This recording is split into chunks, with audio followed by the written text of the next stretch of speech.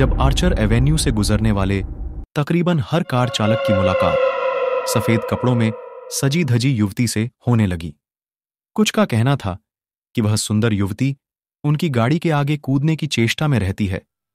कुछ ने उसे ओ हेनरी ब्राउन बॉलरूम में पाया और उसके साथ डांस ऑफ बातें करने के बाद उसे घर छोड़ने का भी प्रस्ताव किया। वह गाड़ी में बातें करती आई और आर्चर रोड स्थित कब्रिस्तान का गेट आते ही गायब हो गई। कुछ ने उसे सड़क किनारे चलता देखकर लिफ्ट भी दी।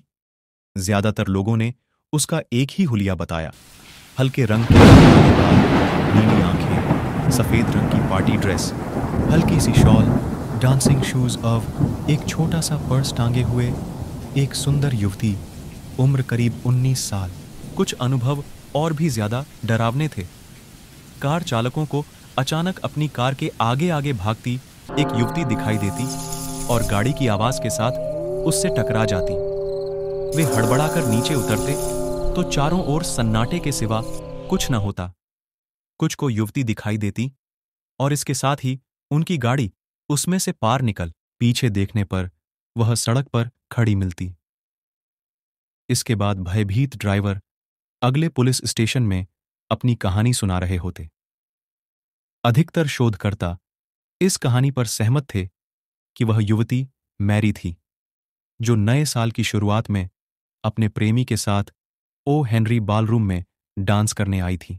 किसी बात पर उससे झगड़ा होने पर वह पैदल ही सड़क पर चल दी और किसी गाड़ी से टकरा गई। ड्राइवर उसे वहीं मरता छोड़कर भाग गया। उसके परिजनों ने उसे सफेद ड्रेस ऑफ डांसिंग शूज के साथ ही दफना दिया।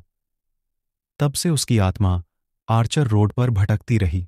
यूं तो मैरी से मिलने की अनेक कहानियां सामने आईं, लेकिन 10 अगस्त 1976 की रात वह न सिर्फ दिखाई दी, बल्कि 10:30 बजे कब्रिस्तान से गुजरते एक कार चालक ने सफेद ड्रेस में एक युवती को गेट की लोहे की सलाखें पकड़े देखा, जो उन्हें तोड़ने की कोशिश कर रही थी। चालक ने पुलिस स्टेशन में रिपोर्ट दर्ज कराई कि शायद कोई युवती गलती से कब्रिस्तान।